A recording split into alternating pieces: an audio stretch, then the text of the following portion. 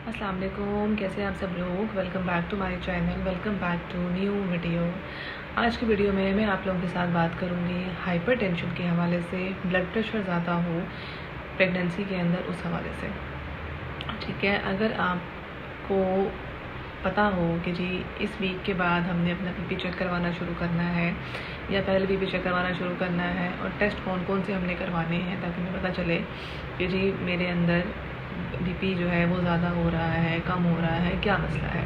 ठीक है, जो प्रेगनेंसी इंड्यूस्ड हाइपरटेंशन होती है जिसको हम गेस्टेशनल हाइपरटेंशन कहते हैं, वो 20 वीक्स के बाद होती है। 20 वीक्स मतलब 5वें महीने के बाद। अगर किसी को 5वें महीने से पहले ब्लड प्रेशर ज़्यादा हो रहा है तो वो प्रेगनेंसी इंड्यूस्ड हाइपरटेंशन नहीं होती है, वो क्रॉनिक हाइपरटेंशन होती है। इट्स मीन कि उसको पहले से ही ब्लड प्रेशर ज़्यादा होगा और अभी भी उसका बीपी ज़्यादा है। लेकिन अगर किसी को 20 वीक्स के बाद हाइपरटेंशन या बीपी ज़्यादा होना शुरू हो जाता है तो इट्स मीन कि उसको प्रेगनेंसी की वजह से ब्लड प्रेशर ज़्यादा हो रहा है।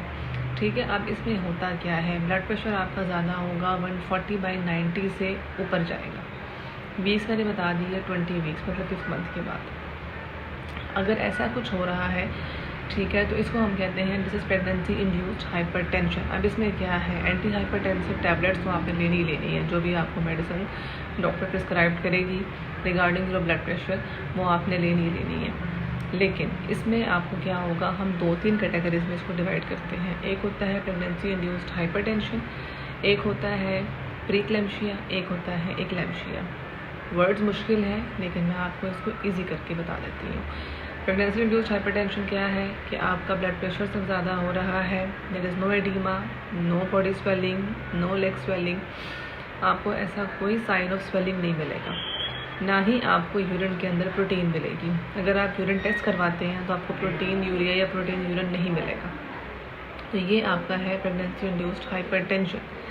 अभी अलार्मिंग सिचुएशन नहीं आई, अभी आप कंट्रोल इसको कर सकते हैं। इसके बाद अगर फॉर एग्ज़ाम्पल आपका प्रीक्लैम्शिया स्टार्ट हो जाता है। प्रीक्लैम्शिया क्या है, बीपी कंट्रोल नहीं हुआ, अब क्या हो रहा है, अब प्रोटीन भी यूरिन में आना शुरू हो गई है, अब आपके पाँव सूजना भी शुरू हो गए हैं। तो ये आपका अलार्मिंग साइन होता है, क्योंकि इसके बाद हो रहा है एक्लैम्शिया। इसमें झटके पड़ते हैं पेशेंट्स को और पेशेंट खुदा न खास्ता फौत हो सकती है, उसका बेबी खुदा न खास्ता एक्सपायर हो सकता है। ठीक है, तो ये 3 कैटेगरीज में हमने इसको डिवाइड किया हुआ है।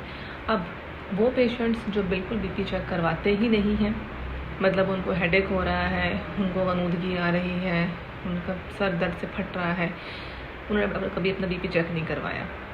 अब क्या हो गया है, उनकी जो प्रेगनेंसी इंड्यूस्ड हाइपरटेंशन वाली स्टेज है वो निकल गई है।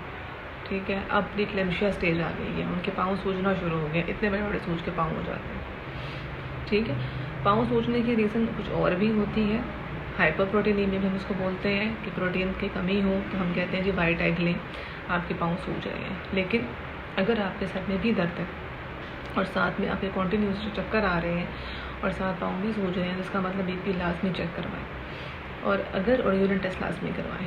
अब यूरिन टेस्ट करवा के देख लिया, अगर उसके अंदर भी प्रोटीन्स आना शुरू हो गई हैं तो एडमिट हो जाएं और अपना बीपी मॉनिटरिंग करवाएं, क्योंकि अगर आपका बीपी अब कंट्रोल ना हुआ the next stage is fits. फिर क्या होगा, एक्लैम्शिया स्टार्ट हो जाएगा। और एक्लैम्शिया एक कैस्केड ऑफ इवेंट्स होते हैं कि आपके वो रुकते नहीं हैं, वो स्टार्ट हो जाते हैं, फिर आपको कॉन्टीन्यूस एडमिशन की ज़रूरत होती है। और ये भी हो सकता है कि आप पहला झटका ही ना सह सकें, फर्स्ट फिट में ही आप खुदा न खास्ता या तो अपना बच्चा खो दें या अपनी ज़िंदगी से जान आपको जो है ना वो आपकी ज़िंदगी जो है वो चली जाए। तो इसलिए ये बहुत ही ज़्यादा ज़रूरी इन्वेस्टिगेशन होती है जो हम करवाते हैं। अच्छा, अब कुछ लोग जो है वो ये कहते हैं कि नहीं हमारा भी बीपी ज़्यादा होता था, हमें तो कभी कुछ नहीं हुआ। कुछ लोग जो देहातों से बिलोंग करते हैं, इवन पढ़े लिखे लोग भी, उनके पेरेंट्स ये कहते हैं कि जी हमने भी तो घर में बच्चे पैदा किए हैं, ये कौन सी बड़ी बात है कि आप लोग जो है वो जाके अब हॉस्पिटल में एडमिट हो जाओ या फिर अपना चेकअप करवाओ। देखिए, हर एक जनरेशन में हम इसको बोलते हैं जनरेशन गैप। अब जो हमसे अगली जनरेशन आएगी ना, उसमें और कॉम्प्लिकेशंस हैं, और किस्म के इन्फेक्शंस हैं, हमारे अंदर और किस्म के इन्फेक्शंस हैं, हमसे पिछले लोगों में और तरह के इन्फेक्शंस थे। बीमारियां प्रोग्रेस कर रही हैं, रेजिस्टेंस बढ़ती जा रही है, लोगों में टॉलरेंस जो लेवल जो है वो बढ़ता जा रहा है। तो इसलिए ये ज़रूरी है। अब देखिए, अब सिंपल एक ड्रग है, हम बहुत हाईली सिंपल सी बात अगर मैं समझाऊँ, हम किसी मरीज़ को गले ख़राब के लिए एंटीबायोटिक देते हैं।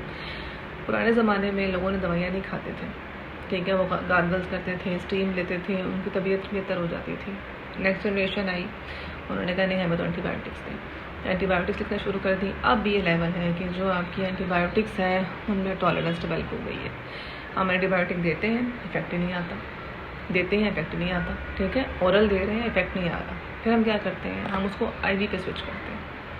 90% लोग आजकल IV ही लगवा रहे हैं, ठीक है, उनको ओरल से फ़र्क ही नहीं पड़ता। ड्रिप लगती है, ड्रिप से फ़र्क पड़ता है। अब एक टाइम ऐसा आएगा ड्रिप से फ़र्क पड़ना भी बंद हो जाएगा।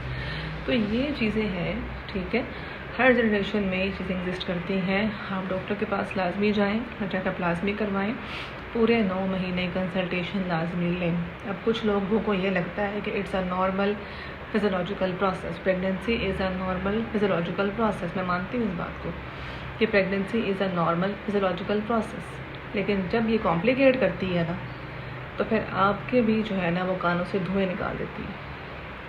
बहुत सारे केस देखें, जब ये कॉम्प्लिकेट करती है तो माँ बच्चा दोनों चले जाते हैं इस दुनिया से, या कम से कम जो बच्चा है वो तो चला मतलब उसकी तो डेथ हो ही जाती है। तो फिर जो आप पछताते हैं, उससे बेहतर ये है कि आप पहले ही 9 महीने मुकम्मल अपना एक चेकअप करवाएं, अपने वाइटल्स चेक करवाएं, BP चेक करवाएं, शुगर चेक करवाएं, रेगुलर बेसिस पे चेक करवाएं। ये नहीं है कि हमें तो कभी शुगर हुई नहीं, हमारे तो फलाने घर में बच्चे पैदा हुए थे, उसको तो कभी हुआ नहीं, मेरी बहन के बच्चे पैदा हुए उसको तो हुआ ही नहीं। भाई हर एक की प्रेगनेंसी डिफरेंट है। मैं हमेशा ये बात करती हूँ कि एवरी प्रेगनेंसी इज़ डिफरेंट।